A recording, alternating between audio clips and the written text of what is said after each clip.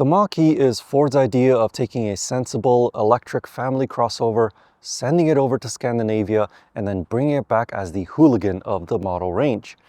This thing wants to get dirty, and it might just be the most interesting version of the Mach-E yet.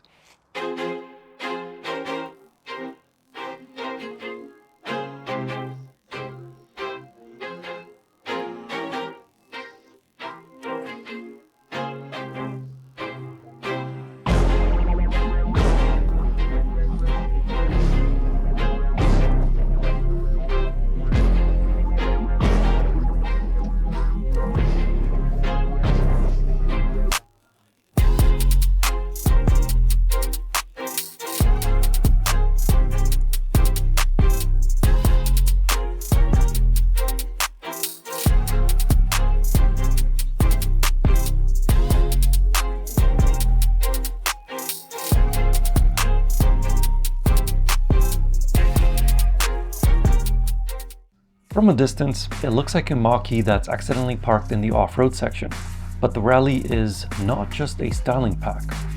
You get a raised ride height, Michelin cross-climate all-season tires, and Rally-inspired wheels that look like they're off of a 90s WRC car.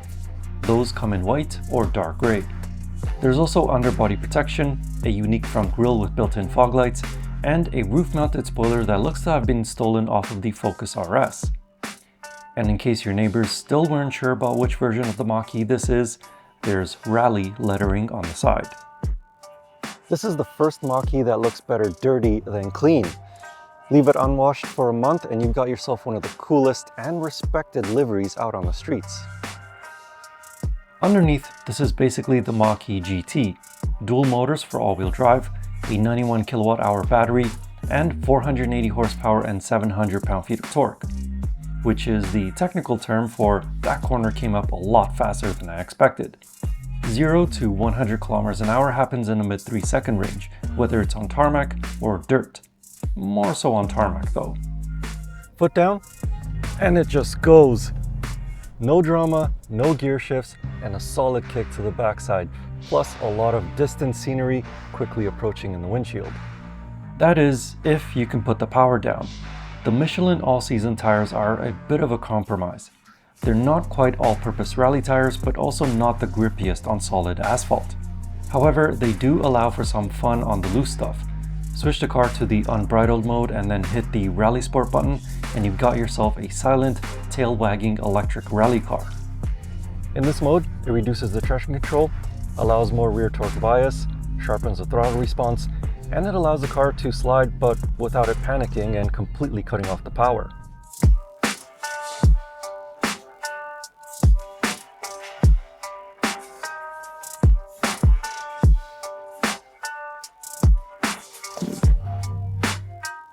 The suspension is a rally-tuned version of MagneRide adaptive dampers, raised and softened slightly compared to the GT so that it can just breathe over the bumps instead of slamming into them. On loose surfaces, the combination of instant torque, all-wheel drive, and clever brake bias torque vectoring means that it can flick between understeer and oversteer depending on how brave or foolish your right foot is. You just turn in, give it power, and the back end beautifully slides out. It's so simple with the instant torque that a monkey could do it. Up front, there are big Brembo brakes, if you can see them peeking from behind those unique wheels, trying their absolute best to haul all that mass back down from really high speeds. And they do a solid job. It's just, again, those tires that are a bit of a letdown. Brake-based torque vectoring helps pivot the car into the corners, giving you a surprisingly agile feel for something this tall and heavy. On a tight and twisty mountain road, it does feel a bit more fun than the GT. The softer suspension and less grippy tires just allow it to move around a bit more. So it does feel a bit more alive rather than stiff and serious. The raised ride height and retuned MagneRide suspension means that in normal driving, the Rally is actually one of the more comfortable Mach-E variants. Sharp edges and potholes are rounded off rather than fired directly into your spine, and the extra compliance suits everyday roads more than the track-focused stiffness of the GT.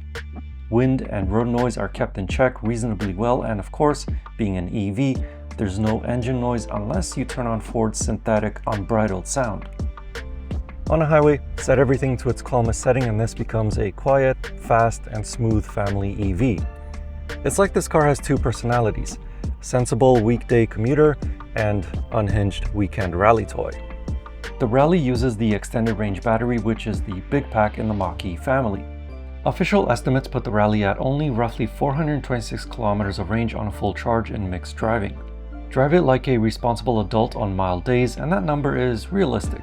Drive it like a stage rally and you'll see far less, particularly in cold conditions. The most I ever saw the trip computer estimate with a full charge was about 365 kilometers. It's not the long-legged eco-champion of the Mach-E lineup, but it's perfectly adequate for a fun-biased performance model.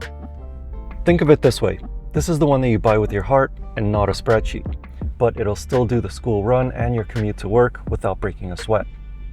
Day to day, the Rally works just like any other Mach-E. Keyless entry, easy to use app with remote preconditioning, and scheduled charging. The raised ride height actually helps in town, clearing speed bumps and rough roads without any drama. Inside, the Rally is still very much a Mach-E. Minimalist dash, big central touchscreen, and a small digital driver display right in front of you. You sit a bit high, but it gives you a good view of what you're about to launch gravel at. Space is solid for a compact to mid-size SUV. Seating for 5 with the rear bench comfortable for adults on reasonably long journeys. The flat EV floor helps rear legroom, and there's a decent sized trunk for a week's worth of groceries, and the rear seats fold 60/40 should you need more space. Up front, there is a frunk for cables or messy gear you don't want mixing with your luggage. In the back, legroom is okay behind my tall 6'4" driving position, headroom also okay for my above average height. But these seats are very cushiony and comfortable, so your passengers might forgive you for the last few corners that you put them through. Materials are a mix of soft touch plastics, fabrics, and some sportier trim bits specific to the Rally, so it feels more special than the base models without going full luxury. You get sport style seats with more bolstering to keep you in place when you're sideways, and unique accents and stitching to remind you that this is the unruly one. The overall design is clean and modern, with most controls living in that big central touchscreen and a few physical buttons for essentials. A few more physical controls for the climate would have been nice, especially when you're off the beaten path and your finger struggles to touch the correct function on that screen. The seating position is still more crossover than a sports car, but the steering wheel feels good in the hands and the seats are very comfy for long distance trips. Front and center is that large portrait-oriented touchscreen running Ford's latest infotainment system, with navigation that can plan around charging stops, EV-specific info, and over-the-air update capability. You get wireless Apple CarPlay and Android Auto, Bluetooth, and a premium audio system that gives your road trip playlist the volume that it deserves. Advanced driver tech includes features like adaptive cruise control and lane centering with optional Ford's Blue Cruise hands-free highway driving system. This lets you take the hands off the wheel on approved roads while the car handles steering, braking, and acceleration. It will also change lanes with a flick of the turn signal. Pricing-wise, the Rally slots above the regular Mach-E GT, reflecting the extra features and its place as the top-spec fun-first model. With options, you're into territory where you could consider other performance EVs or high-end combustion SUVs, but very few of those are genuinely designed to be hammered on gravel for fun. What you're paying for here is character, the performance of a serious EV, the practicality of an SUV, and the attitude of a rally car. If you want the most efficient Mach-E, this isn't it. If you want the one that you'll talk about years later, this probably is. You're basically paying a premium for the right to behave slightly irresponsibly on loose surfaces, legally. As value propositions go, that's actually not too bad. So what is the Mach-E Rally? It's the version that sacrifices a bit of range and efficiency in exchange for fun, attitude, and the ability to go fast on the bits of road everyone else avoids. It's not the cheapest, it's not the calmest, and it's certainly not the most rational choice in the lineup. But as a statement that the future of performance isn't just about silent drag races on perfect tarmac, it's a very loud and very sideways message. If you want a normal, sensible electric SUV, Ford will happily sell you the regular Mach-E. If you want one that looks at a dirt road and says, "Go on then, go for it," then this is the one for you.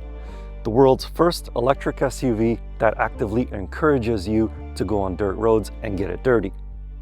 If you'd like to know more about this Ford Mach-E Rally, I have a more detailed written review of it over on my website. You can find that link in the video description or click on the pop-up banner right up here. And as always, I will see you in the next car, truck, or most likely another SUV. Anyway, thank you for watching. I hope you enjoyed the video. I'll see you in the next one.